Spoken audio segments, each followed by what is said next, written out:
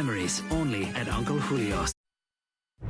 Tonight, the video now emerging, the shooting rampage in that newsroom. The alleged gunman, Jared Ramos, being led away by police. Authorities urging everyone to get their hands in the air.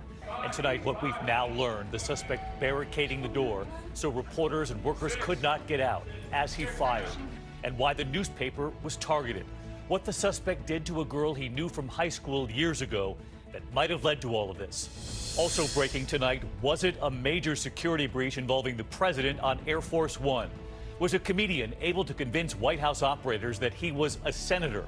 And did the president then unknowingly have a conversation with that comedian? New outrage tonight over this cell phone video, police tasing an unarmed man from behind. He was sitting, some say, appearing to obey officers' instructions when the tasing begins, and what the mayor is now saying tonight. Dangerous heat moving in for millions, triple-digit heat across several states. Heat alerts from Texas to the Northeast, well into the 90s and surpassing 100 from Chicago to New York to Boston. And the runway scare tonight, the pilot barreling down the runway, the flight to Newark, suddenly aborting takeoff at 130 miles per hour. Passengers terrified. This is ABC World News Tonight with David Muir. Good evening, and it's great to have you with us here on a Friday night, and we have a lot to get to tonight, beginning with the deadly plot now emerging, what police say led that gunman to open fire on that newsroom, saying, quote, this was a targeted attack. And tonight, new images from inside the building under attack, police ordering people to rush away from the building, from that newsroom with their hands in the air. The suspect found hiding under a desk, taken away in handcuffs after surrendering without a fight. And the faces of his victims tonight, 4 journalists and a sales assistant. She had just recently been hired. And this evening, new details of the suspect's plan, the smoke bombs, locking the door so workers could not get out as he fired, and why he was there in the first place. ABC's Gio Benitez leading us off from Maryland tonight. Come on, guys, we gotta go. Tonight, a new look at first responders racing to get survivors out of the Capitol Gazette building, where 5 people were killed in cold blood. Inside the elevator, chaos and confusion. Somebody was shot. Several shots have been fired, possible shotgun, at least 10 shots heard. Marjorie Rock, a nurse who had a dentist appointment upstairs, shooting this cell phone video showing police leading suspect Jared Ramos away in handcuffs. There were about 7 large officers, heavily armed, heavily armored, screaming at us. Get your hands up, get your hands up, get your hands up. Ramos appearing in court today, where a judge ordered that he be held without bond. He tells the judge, I will not cooperate. Prosecutors say Ramos planned his attack and hunted his victims, barricading the back door to the newsroom so they couldn't escape. There was one victim that had attempted to escape through the back door and was shot at that point. An intern at the Capitol Gazette watching in horror from inside the newsroom, feet away from the gunman. I called the police as soon as we got under the desk, and I was not able to talk to them. I didn't feel that I could do it in a manner that wouldn't tip off our position to the shooter. Handing his phone to reporter Celine Sanfelice, she texted her mother and tweeted, active shooter 888 Bestgate, please help us. Crime reporter Phil Davis also hiding under a desk. He could hear the gunman reloading his weapon. It makes you feel powerless. It makes you feel helpless. It removes all control from every facet of your life within only a few seconds once you understand what's happening. Police say Ramos had smoke bombs and his weapon was a 12-gauge shotgun. It was legally purchased a year or so ago. Ramos had a long-held grudge against the paper, harassing them on social media for years after the paper wrote an article about him as a defendant in a stalking case. He pled guilty. This was a targeted attack. And tonight, mourning the victims, Wendy Winters, who described herself as a proud Navy mom. Editorial page editor Gerald Fishman. He worked for the Gazette for more than 25 years, as did John McNamara, a sports reporter. Sales assistant Rebecca Smith had just started at the paper. And Capitol Gazette editor and columnist Robert Hyacin remembered tonight as a mentor to younger reporters. President Trump today expressing condolences. Journalists, like all Americans, should be free from the fear of being violently attacked while doing their job. And Gio Benitez joins us now from outside the Capitol Gazette building. And Gio, we know Annapolis is such a tight-knit community. There are many vigils planned for tonight. Yeah, that's right, David. For so many people here, this newspaper is like family, and so there are vigils planned for tonight, and some of the reporters from the paper are expected to be there. Gio Benitez leading us off. Gio, thank you. And as Gio just reported, that suspect had a deep grudge against the newspaper. Tonight, the threatening words he used before, and what we've now learned about the young woman he once knew from high school. Here's ABC's Chief Justice correspondent Pierre Thomas on that part of the story. Jared Ramos, accused murderer, led from the Capital Gazette in handcuffs after a rampage that may have had its roots 7 years ago. It began with this newspaper article in 2011. Jared wants to be your friend. A frightening account of Ramos stalking a high school acquaintance on social media. At one point telling her, have another drink and go hang yourself. The online encounter ending with him pleading guilty to harassment. How angry was he? Incredibly angry. The malice dripped off this man in court. The woman moved from the state in fear, but Ramos still simmering, furious about the article's publication, filing a defamation lawsuit that was later dismissed against the Capitol in 2012. Firing off these tweets at the people who wrote it, telling one journalist, hell awaits, and to two editors, it would be nicer to see them cease breathing. One of those editors, Tom Marquardt. When I heard his name, didn't surprise me.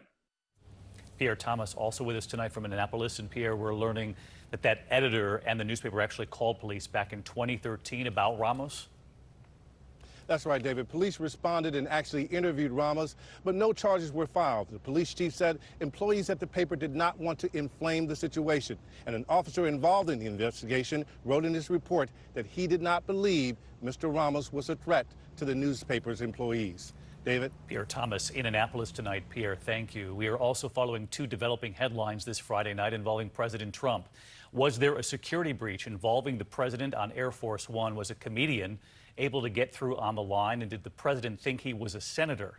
Also, the president a short time ago now revealing his list of possible picks for the Supreme Court is now down to 5. And the one question he said, quote, he probably will not ask.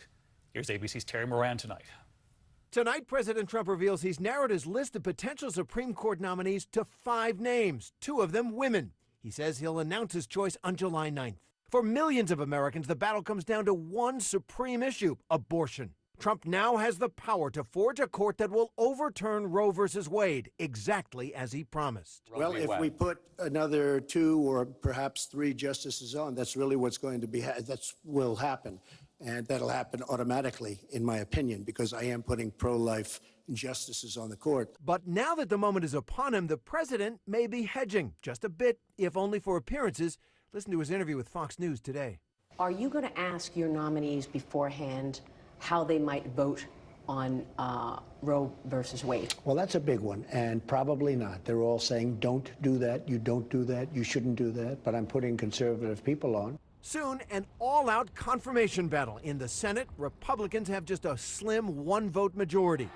The president already drumming up support, sometimes using pressure. This week going after Democratic Senator Heidi Heitkamp in North Dakota, where she's fighting for re-election. Heidi will vote no to any pick we make for the Supreme Court. But Trump's also using a soft sell, a cozy White House dinner last night. Guests including Heitkamp herself and 2 other Democrats up for re-election in states Trump won: Joe Donnelly of Indiana and Joe Manchin of West Virginia. All 3 voted for the president's first Supreme Court pick, Neil Gorsuch. Also at that dinner, 2 pro-choice Republican women, Senators Lisa Murkowski of Alaska and Susan Collins of Maine. Roe v. Wade is an important precedent, and it is settled law. They, too, will be under tremendous pressure. No question about that. Terry Moran live again tonight from the White House. And President Trump is in Bedminster, New Jersey this weekend. He says he might be interviewing potential Supreme Court nominees, Terry? That's right, David. In New Jersey and in Washington next week, he said he might even add a couple of names. He's been through this process before with Neil Gorsuch, and it's clear that he, like other presidents, wants to make that personal assessment. People in the process say he's looking not just for intellect, but for toughness. He's looking for a sense that somebody who can stand up under pressure. And Terry, while we have you, to the other breaking headline I mentioned a moment ago, a comedian claiming tonight that he called the White House posing as a senator, New Jersey Senator Bob Menendez, and says he convinced them to get the president to call him back from Air Force One. That's right. The White House is not confirming this, but we called Senator Menendez's office. They say the White House did call and asked why Senator Menendez called, but it was a comedian who managed to wangle his way through White House security and have an extended conversation, which he recorded with President Trump. The president talking about possible deals on immigration, nothing too shocking, but had he managed under the impression that he was talking to a United States senator to release information he shouldn't have, this would have been a real security breach. So there's no question that while they aren't confirming it, this is something that could really be a problem going forward unless they clean up their system. All right, David? Terry Moran at the White House tonight. Terry, thank you.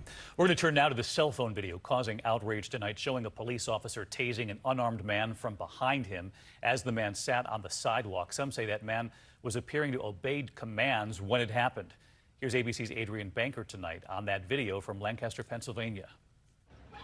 Tonight, an investigation. This unarmed man seated, tased from behind. Oh, come on. Lancaster, Pennsylvania police respond to a 911 call claiming Sean Williams was threatening people with a bat. No bat was found, but police say the 27-year-old was not compliant. That's before cameras roll. Officers tell Williams to sit down. He eventually does. Straight out. Hey. Leg straight out. A second officer is also heard giving orders. Williams appears to mix up the two sets of instructions, but never turns towards officers. Put your legs straight out and cross them out. Oh, come on, bro. I'm listening. On your stomach. The police report reads, non-compliance is often a precursor to someone that is preparing to flee or fight with officers. I would have trained my police officers to handcuff him first, just for safety of both him and the officers. David, Lancaster's mayor says this video is of great concern. She plans on equipping officers with body cameras. David?